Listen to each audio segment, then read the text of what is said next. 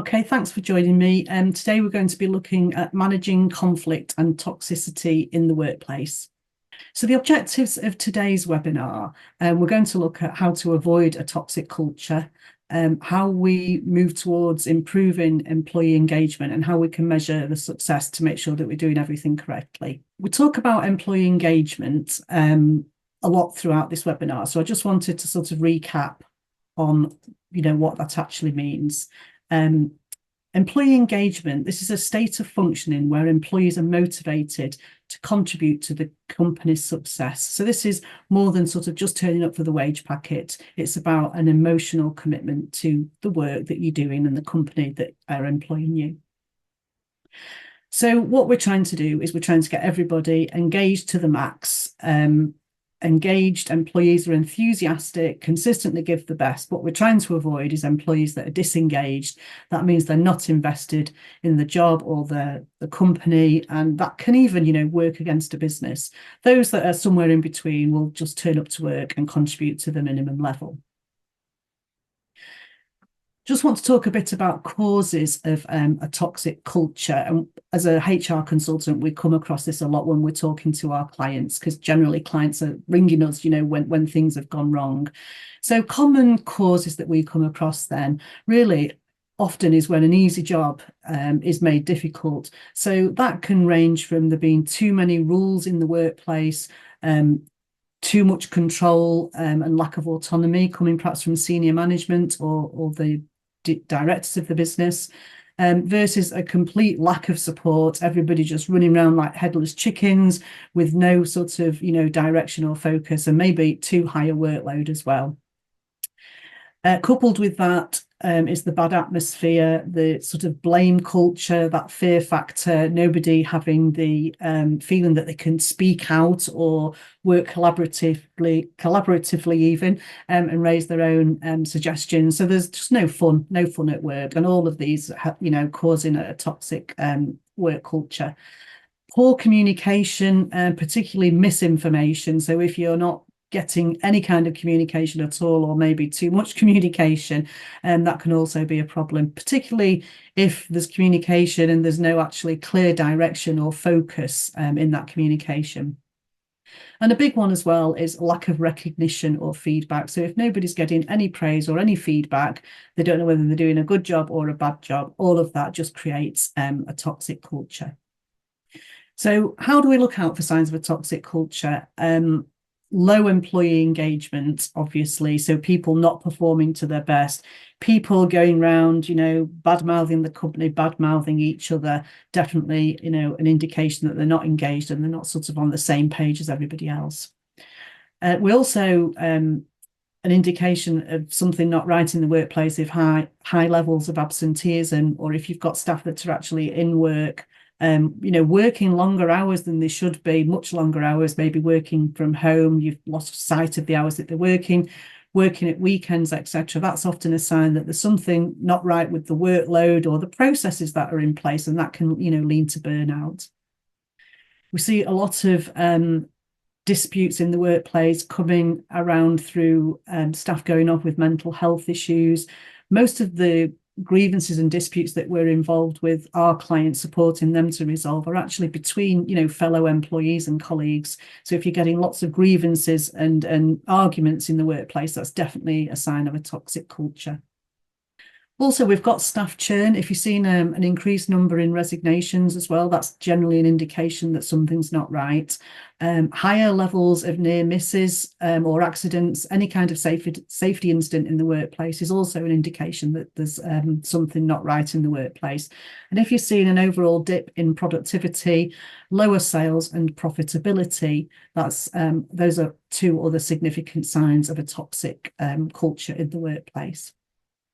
I just wanted to talk a little bit about a case study. This was a client that we still do regularly work with.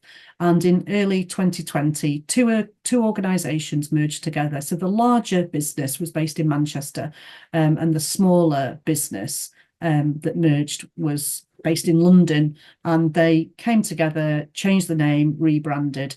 All the Manchester staff were actually office-based, and in the south, they had all been used to working from home, very much a free rein, not closely managed at all, just left to do their own thing. And ever really since this merger, and even up until this current day, it's been a case of us and them in the organisation, although they are working, very hard to address this. One of the sort of the organisational and management setup is that all the team leaders are still based in Manchester, so they're trying to manage staff remotely that are working from home that have never actually really been used to being closely monitored. And this just led to numerous employment relation issues, and they were always with staff based in the south. So whenever I spoke to their head of HR, it was always to do with somebody that was based from London. And those issues ranged from grievances, poor attendance and ill health, general underperformance and misconduct as well. And we even had a situation there where a lady who was working from home didn't declare a pregnancy, didn't declare that she'd had a baby, didn't take any maternity leave. And it wasn't until there was concerns about her performance and they were trying to address it, she then claimed that it was discrimination because she was a new mum. But in fact, the organisation weren't even aware that she'd had a baby, which was, I've got to say, is a first for me in 30 years in HR that I've ever come across that. One of the reasons that she gave was that, she felt that there was a toxic work culture and she didn't feel able to declare a pregnancy, and that she felt that she would be discriminated against had she done so. So if we just have a look about what the company could have done differently. So I think key is a communication strategy. Is the communication strategy. It was about really, as those two businesses came together, the need for them to share the vision for the new company, to share the progress and benefits of the merger, and sharing timelines as well for future decisions regarding the new business model. Now, in this case, actually, the company did do a lot of that, and they put a lot of effort into trying to make this merger work. So perhaps just a couple of things that could have been done differently is consider appointing a team leader in the south, and regular communication. So when I speak to this business at this point, when I was helping them with most of the problems, which has been over the last couple of years, some of those team leaders in the north had never actually met the staff that were in the south. Most of the communication was online, via emails, via Teams messages. And when they did have the odd Zoom meeting, the staff in the south refused to put the cameras on, which just created another issue. Nobody was ever really able to put a face to a name. And following the merger, they had a plan, they stuck to that. And there were, particularly from the people in the south point of view, there was a lot of change very quickly. And I think perhaps something that could have been done a little bit differently was just to put a bit of a break on the changes and perhaps do more of a phase change. So those may be some things that you might want to consider if you're perhaps merging departments or merging teams or merging businesses, as was the case in this situation. Two very similar businesses coming together, but with previously a very different culture and way of working, and it just caused problems.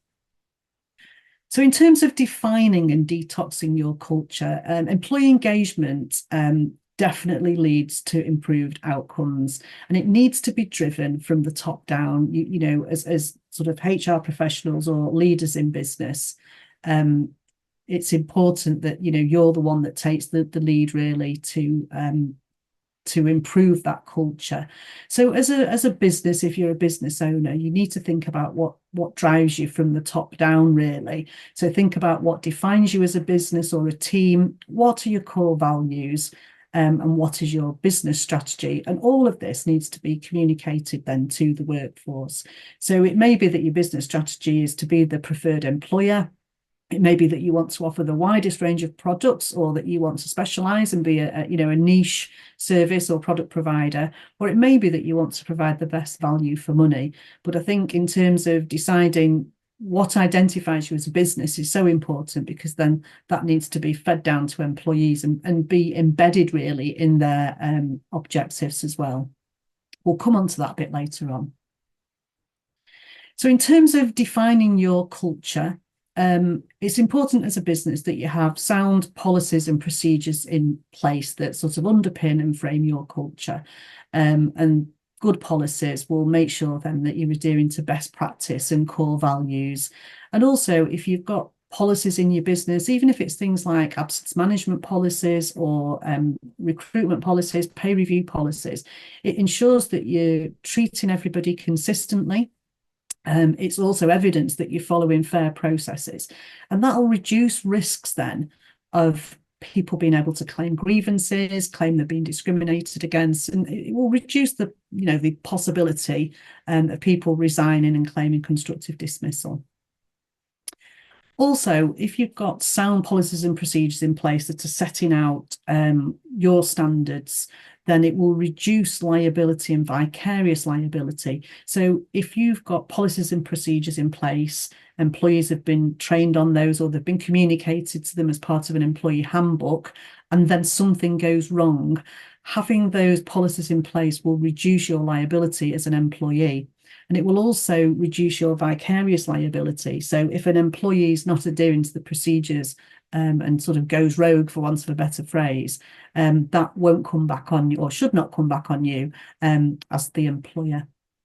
And also, if you are sort of tendering for new business, part of sort of pre-qualification questionnaires and accreditation such as ISO, having sound policies and procedures in place is sort of half the job done, really, because that's going to help you on your way with tenders and accreditations. In terms of implementing new policies, if you don't have policies in place and you're concerned about implementing new policies, it is straightforward. So the first thing when you're setting out a policy really is to think about the scope of that policy and who is going to be covered. And it is acceptable. I know we talk about policies and procedures to ensure fairness and consistency, but it is acceptable and reasonable to have different policies for different departments. So, for example, you may have a different overtime policy for different departments. It may be that you have head office staff that are salaried and are expected to work extra hours made necessary by the job. It may be that you have hourly rated, hourly paid members of your workforce who actually get paid, overtime for the extra hours they work, and that's absolutely fine. If you are implementing new policies, it's important, to remain compliant. So think about review dates and regularly review your policies. For our clients who have our employee handbooks and we provide policies for, we tend to review those on an annual basis for them. If you're looking at implementing new policies, then your job really is to inform and advise your staff. There's no point introducing a new policy if it's just stuck on a shelf in an employee handbook or stored on a drive and nobody knows anything about it or knows where it is. So particularly with things like your disciplinary policy and the rules, people need to understand what the levels of conduct, the standards of conduct that are expected, and what the consequences can be if they don't adhere to those rules. In terms of consultation, a policy really is just your way of doing things in your business. It's not a term and condition of an individual's employment. So there's no need to consult on employees if you're looking to either amend a current policy or introduce a new one. But if you do have the opportunity to sort of involve staff and work collaboratively with them to introduce a new policy, then that does improve employee engagement as well. So I've worked with some businesses that have worked collaboratively with their staff to introduce hybrid working policies, which obviously has come out of sort of the lockdowns and COVID. There's a lot more people now working from home or working in a hybrid situation. And it's important when you're taking on new staff that there's a reasonable induction process, and introducing these policies and informing people of the policies can form part of that introduction. And if there are new policies coming in, it may be that you just, update training. So there should be a lot of new changes coming into your family-friendly policies and the introduction of carers leave that's coming in from the 6th of April. So in terms of training, it doesn't have to be a full-blown course. That can be revising or introducing a new policy for your company, just issuing that to staff and getting them to sign off to say that they've read and understood what those new terms are. And then you've got that on record that they've read and understood, so that if they then do go rogue, it does massively reduce your vicarious liability if there ends up being a claim through the court system, whether that's health and safety or HR. In terms of employee engagement then, so advantages of an engaged workforce, and these stats are from a study done by the Labour Force, can see their massive reduction in absenteeism, staff churn and turnover reduced 59%. Employee safety incidents, that's a massive one, 70% fewer. If we're reducing near misses and accidents at work, then hopefully we're reducing absenteeism as well. You should see an increase in productivity by 17%, sales 20% higher, and profitability 21% higher. And then sort of bold statement from this study was that companies with engaged employees improved by as much as 200%. So we see that red line going up, which is what we all want: everybody hands in the air, fully engaged, but emotionally committed. In terms of recruiting, what we're trying to always get is, square pegs in square holes. It's where we've got square pegs in round holes that we start having the problem. So when you are recruiting the right people for your business, obviously, key thing is skills and experience. And, I was always trained that was the most important thing, but I think it's becoming more evident these days that it's also about recruiting the right people in terms of the culture fit. So the fit, I'm not talking about sort of diversity or ethnic or religious background culture. I'm talking about people who are the right fit for your culture, have the right drive and attitude for your workplace. Then it's about retaining the staff once you've recruited them. It's about how do you retain them, how do you train and develop those employees, those individuals, and how do you keep them motivated? And then it's about reward. So I'm just going to have a look at, in the next few slides, at some ideas how we can improve and make sure we're keeping the square pegs in the square holes. So looking at some ideas that don't really have to cost a fortune, and the key one really all day long in terms of, removing that risk of a toxic environment is communication and transparency. And I know as business owners and HR, you can't share everything with everybody all of the time. But if you can be as transparent as possible with plans, anything that's changed in the organisation, anything that you are looking to introduce or change in any way, particularly organisationally, to try and stop that rumour mill from grinding, is to try and be as transparent as possible. If you are running projects, if you're looking for new ideas, then it's, a good idea to involve and collaborate with the workforce, and that will make them feel empowered. Then it'll really make them feel like they're contributing to the overall, progression of the business. I know not all employers do have an appraisal system, but it's important really to set clear goals, and that starts really right at the beginning of the life cycle of the employee, with a sound induction process, just letting the individuals know about the overarching aim of your business, the way you do things, and really where they fit into that organisation.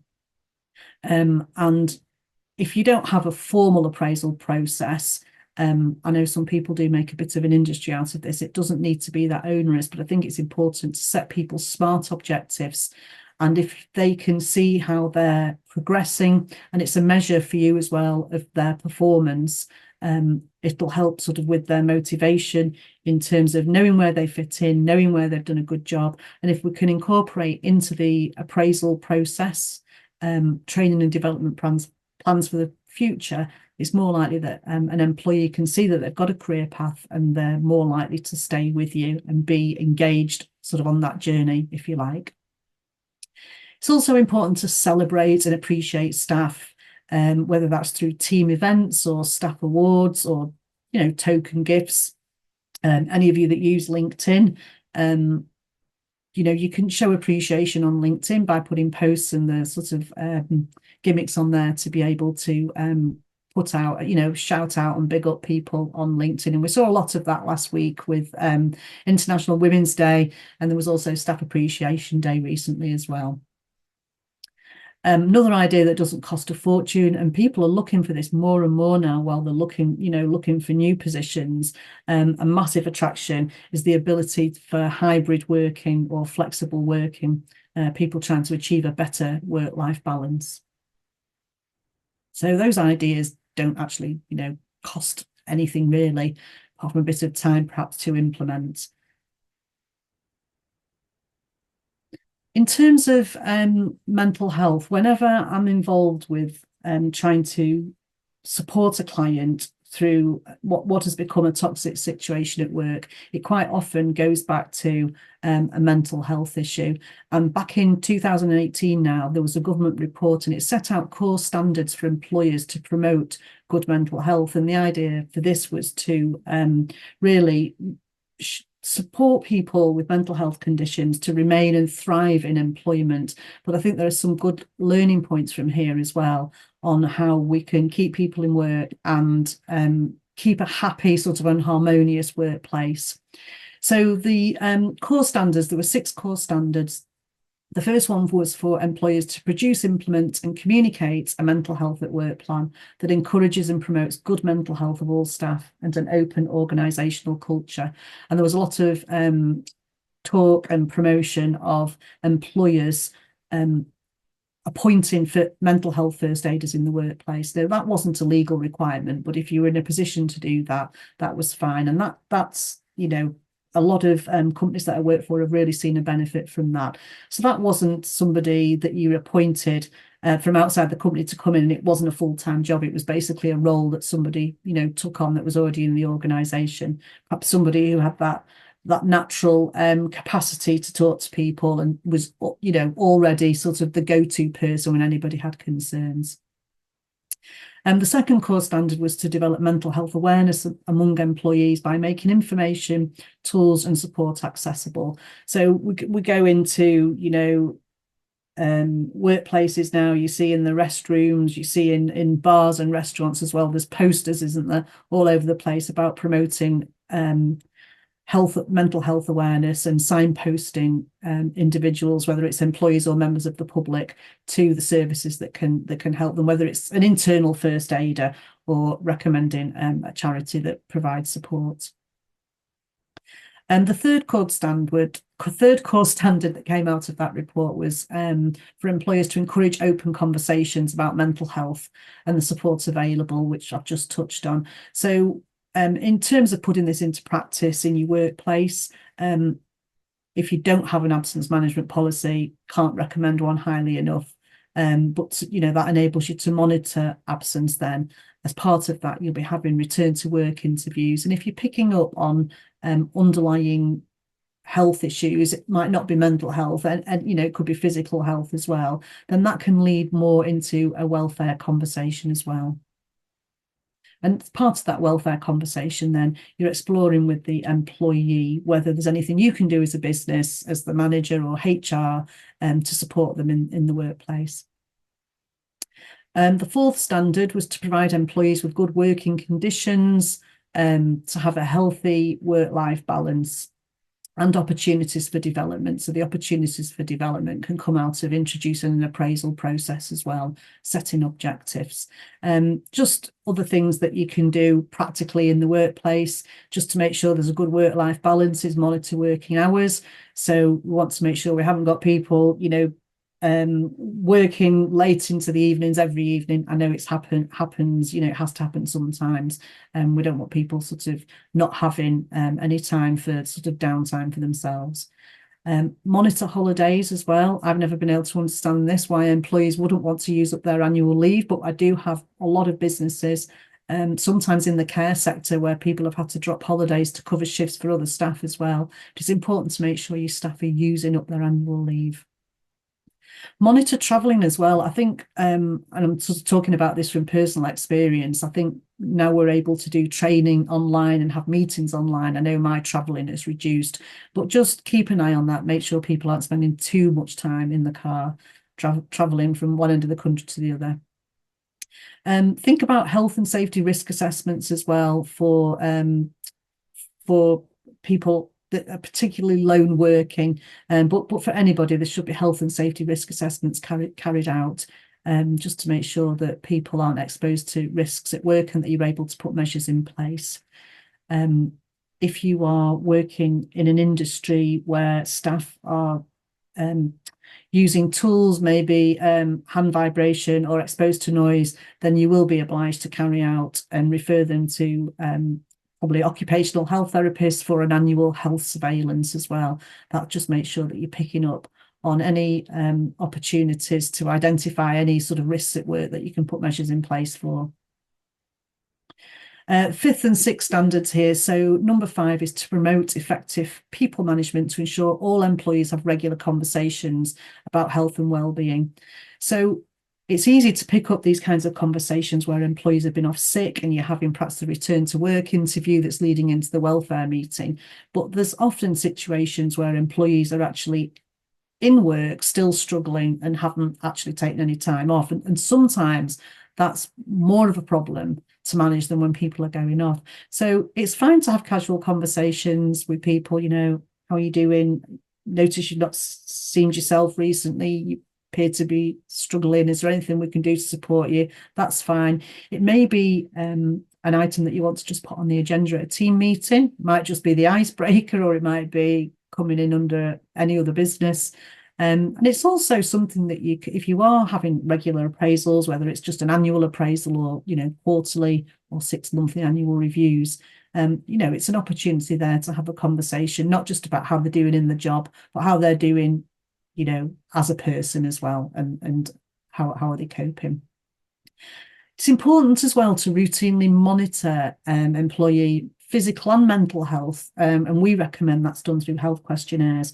So our advice is when you're recruiting anybody, when you're at the point of making that offer, that you make the offer subject to the references, DBS checks if required, and the right to work check, but also subject to satisfactory completion of a health questionnaire. And then if anything's flagged up there, you should be having a discussion about whether there's any adjustments that you can put in place to support the individual.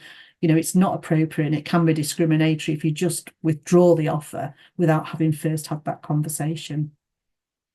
If you have issued health questionnaires when you've recruited an individual, that's fabulous. That's really good practice. Our advice is to issue those every 12 months, and that's what we do to our staff at Spectra, because things change, don't they? And it's an opportunity to find out whether there's anything that's come up in the last 12 months that may be affecting an individual's capacity to work safely at work, whether it's a health condition or even medication that they're on as well. So don't be an ostrich, excuse me. So conflict that isn't addressed will escalate.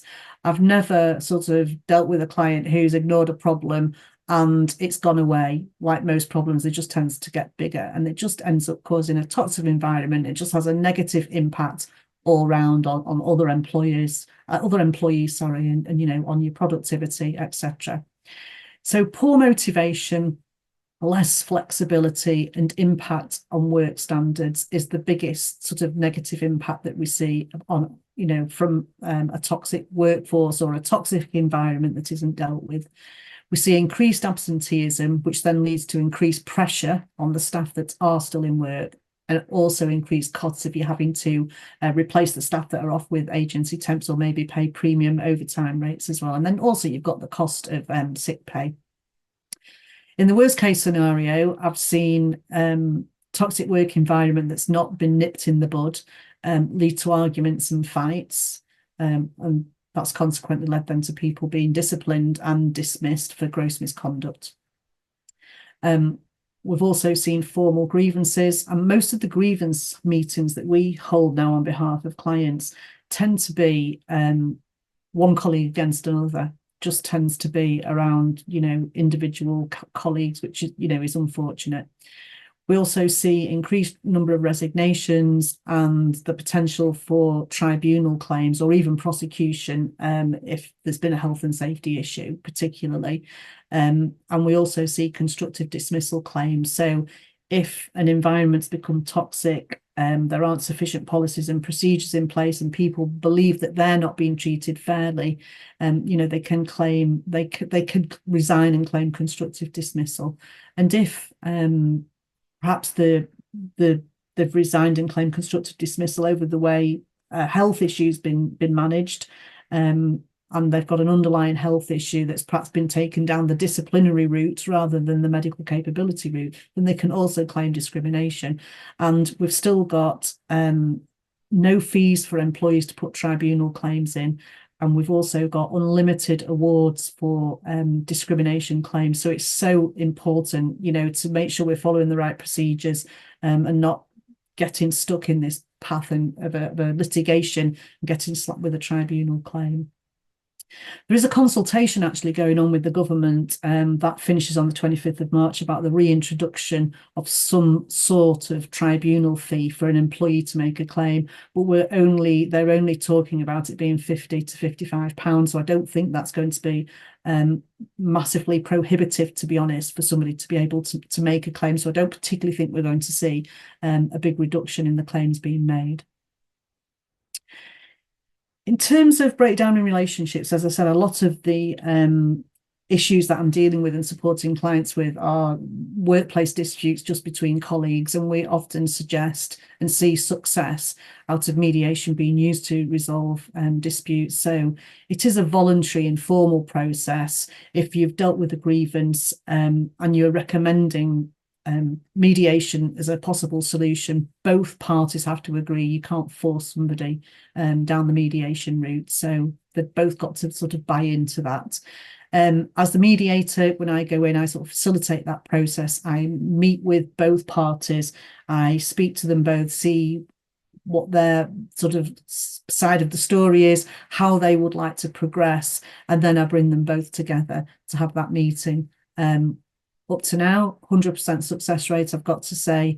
But in terms of, the agreement about how they work together moving forward, that actually comes from those that are in dispute. That's not something that I force on them, although, I do make recommendations as part of my role. In terms of measuring engagement, so how are we going to know that we're getting this all right? How do we know that our staff are engaged and we've no longer got a toxic work environment? So if you look at your company performance, if you're measuring your absenteeism, your turnover, your employee safety incidents, your productivity and sales and profitability, you should be seeing all those going up if you are getting it right. A good way of measuring staff engagement as well is around objective reviews and annual appraisals. So if people are doing a good job, hitting the targets, meeting the KPIs, the chances are they're engaged. The chances are if people are engaged, you've got a good working culture and a good working environment as well. If you're carrying out exit interviews, people, in my experience, are more likely to be honest about their feelings, about the environment, about the culture, maybe about the manager. There's the old adage that people tend to leave a bad manager rather than a bad job. So you might be able to pick up some tips and get some, quite honest and open and frank feedback if you're carrying out exit interviews. And also you've got the employee opinion surveys. I mean, these are quite easy to achieve now anonymously using MailChimp. And there are other software packages as well. So if you're wanting to sort of garner where you think your staff satisfaction's at and where your work culture's at, that's a good opportunity, rather than wait until the exit interview and finding out when people have actually left the business.